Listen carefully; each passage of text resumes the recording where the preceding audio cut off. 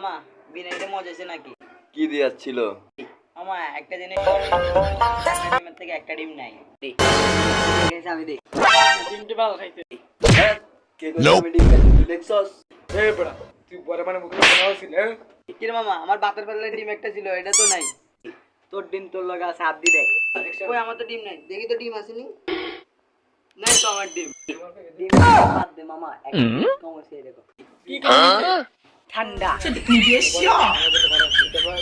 Select করো না ওদের ঠিক আছে? ঠিক আছে। আরে মামা ঠান্ডা টানছে।